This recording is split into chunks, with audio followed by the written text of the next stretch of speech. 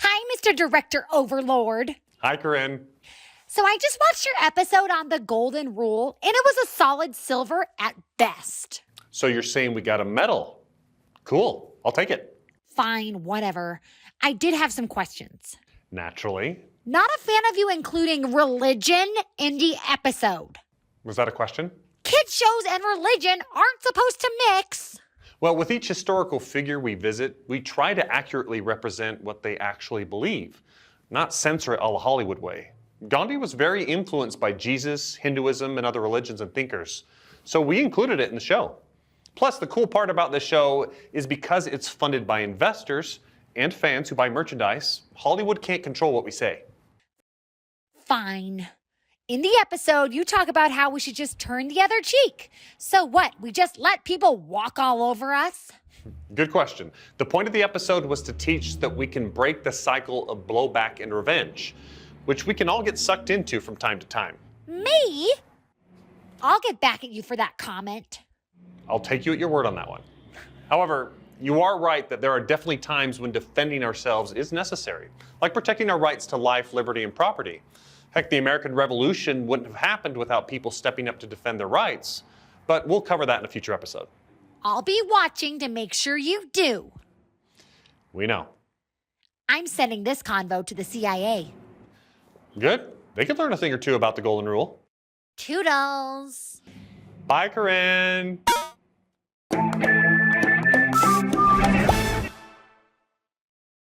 This episode in The War of the Worms covers the Golden Rule, which is a universal principle across all major religions and peoples. It is the one principle to rule them all, and it is a fantastic principle as a basis for good government.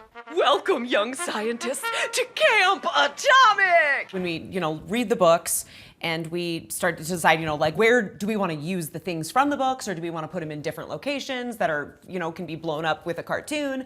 The book had it in camp. Camp has a special place in my heart. Camp was always just super fun for me. So as lead writer, I pitched that and we all jumped on board.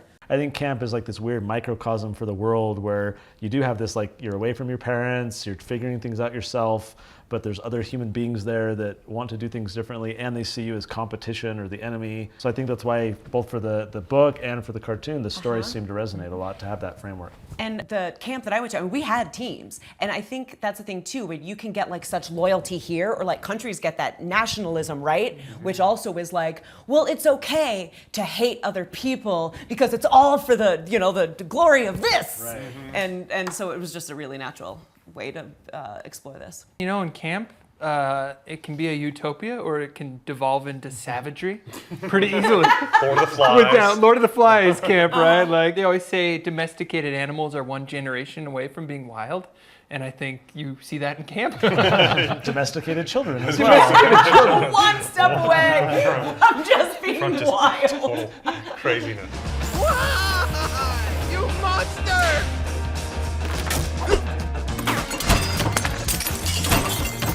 We wanted someone who had experienced lots of bad towards them. And how did they not just reciprocate it, but how did they respond with good? And Gandhi's just a huge example of someone who did that. Shh, I'm Gandhi.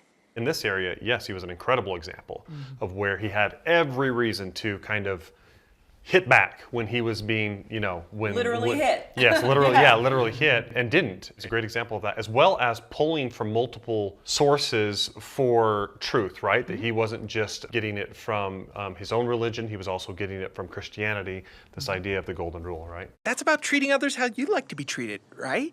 Yes. Have you ever heard of turning the other cheek? That's a great trick when my bum bum falls asleep. Wrong cheeks.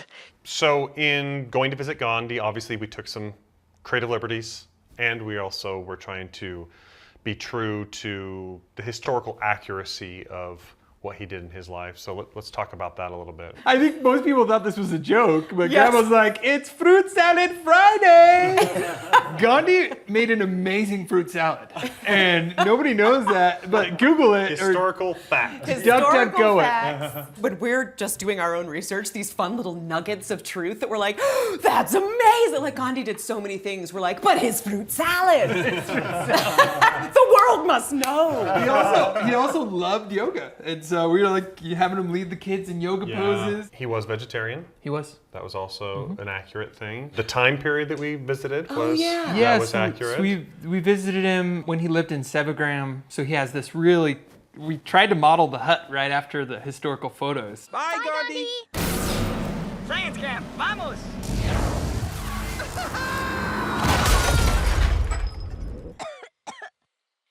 What is this land of dirt? In all of our planning for what and where they could go as Tuttle Twins, had never thought that they could like shrink down into a thing. And when we opened that up for ourselves, we were like, oh, I guess we can do anything. It kind of opened up the world for like a lot of, at least in my imagination of where this can go. Yeah, for it's like, let's shrink them. Let's make the worms like people. Is that Karinne? I remember you guys, when you were working on the script, I called out something that I don't think was even intentional, and that's this false flag idea. When you have this battle going back and forth between the worms, they each think that one another started it with the ketchup, when in reality, none of them did. It was this external force of someone else. And the reality is, in our world today, many wars and battles have started because people think that the other side attacked them, when in reality it was someone else doing it, kind of behind the scenes. Another little tidbit of like, well, somebody's got to stop all this blowback, and then the worm, well, it won't be us. And I think that's also a very true to form kind of thing. It's like, well, yes, that's the way it should be. They need to apologize to me. Yeah, it's not going to be me that does it. They're going to have to start that first. And I think as we were writing it, we all kind of had a little bit of that call to repentance sort of feeling of like, wow, how much am I really doing this in my own personal life in the way that I should, and how I interact with people online, and how I interact with my neighbors and my friends, versus like needing to kind international wars. No, yeah, you fight international wars, launch nukes, those kinds of things. One of the things I really like about teaching the golden rule is there's the negative side and there's the positive side. So it's like, you can say, don't do things to other people that you wouldn't want them doing to you. In other words, leave other people alone, right? Don't harm them. And I think that's very valid. That's kind of the non-aggression principle that we talk about. But the golden rule also has this positive element, right? It's not just leave other people alone so they leave you alone. It's proactively do to other people the way you want them to do things to you. So like, if I want other people to treat me nice, I should be nice to them. If I want people to compliment me, I should be the one to compliment them, and then they'll kind of reciprocate. So it puts a little bit of a duty on us to think about like how we can actually, be nice to one another. The way to start peace is for blowback to cease. So when we wrapped up the episode, I mean, initially I think we had it so the twins just stopped doing bad, but something didn't feel quite as right. And so I think when we realized that they needed to proactively do good, that's where it felt like, oh, okay. This completes the puzzle. Completes it. And kids, like, you can do something, even if you didn't start the fight, you can end it, and you can do something good, and that's going to be contagious, just like the bad. And we have that montage at the end where they're all helping each other. It felt really good. It felt like a nice way to bring it all together. And I love them dropping Copernicus. Me too. No, not like that. Softly.